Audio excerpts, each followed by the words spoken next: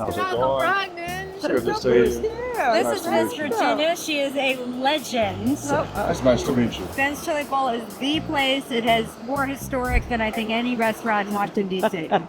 Well, I've been here almost 66 years. I opened when I was 24 years old in 1958. Yes, ma'am. I'm only here in Ben Chili Bowl 66 years because I love people. Yes, ma'am. Well, thank you for having me today. I love it. Yes, ma'am. Malcolm, this has been host to all kinds of figures over the years. Who was the person in here who you felt it was most special was eating at your Well, spot? I think having been here in 1963 during the Civil Rights Movement, when Dr. Martin Luther King walked in that door, time and time again, and I had the pleasure of sitting with him and talking to him, is something I'll never forget. I would imagine so. Well, he grew up on the same street as Martin Luther King. Slight difference in age, but same street. Atlanta. From Atlanta. I grew up on Auburn Avenue, downtown. Oh, wow, that's so Yes, ma'am. cool. Yes, ma'am. Even that's a pleasure. It's a blessing. It's a blessing to be around the history. Well, let's go check out the restaurant. He has to have one of your famous half smokes, right? Of course, All of right. course. How can I take your order today, man? I think Malcolm would like to have a chili hash smoke with mustard and onion. Yes, Chili ma'am. and smoke with mustard, onions, and chili. Well, your order number is 82. We'll call it out when the food is ready. That's great. Thank you. All right, we're going to go sit down and enjoy some of the excellent food here. That sounds good. All right. Okay.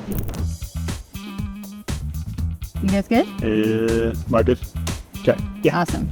All right, so we're waiting for the food, but it's a great time to be able to talk a little bit about being in a place like this and the city. When you walk in here, well, what do you think as you see all these pictures on the walls? Oh, wow, we didn't have to wait for the food. Look at us. It came out pretty fast. We got everything. Thank you so much. Thank you. Appreciate it. Thank you. There's a lot of history in here. I'm looking at all these pictures on the wall. You got Dave Chappelle, you got Barack Obama, you got Denzel. Yep. A lot of history in here, of course, dating back to the civil rights. Just learning about this establishment is definitely a pillar in this city, so it's exciting to be here and learn about it.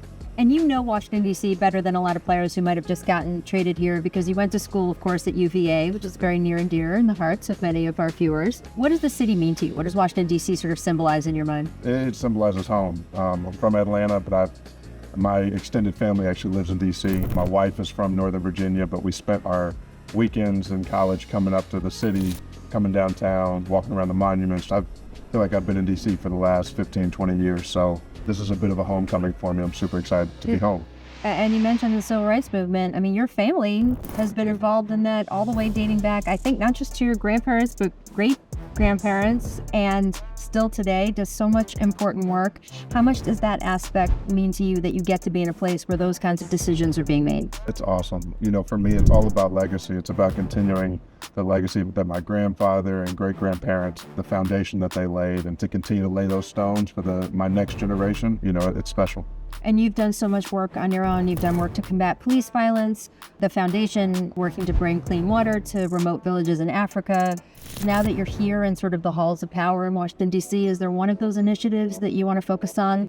Those are definitely the main things that I'm passionate about. Right now, clean water and my foundation is the one that's most relevant to me.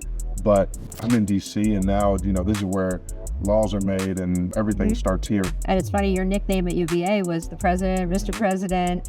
Now, I always thought that's because you kind of sound like Barack Obama when you talk. Is that why? Or is it because you wanted to run for political office, or both? I think it was a mix. I think at UVA, I got the reputation that I was very adamant about being a great student and scholar athlete, but also people heard me talk in interviews. They heard me talk on the court, in the locker room, and, you know, they said I resembled Obama. You can hear the Yeah, Barack just a Obama little bit, a little just a bit. little You bit. can hear it. You can hear it.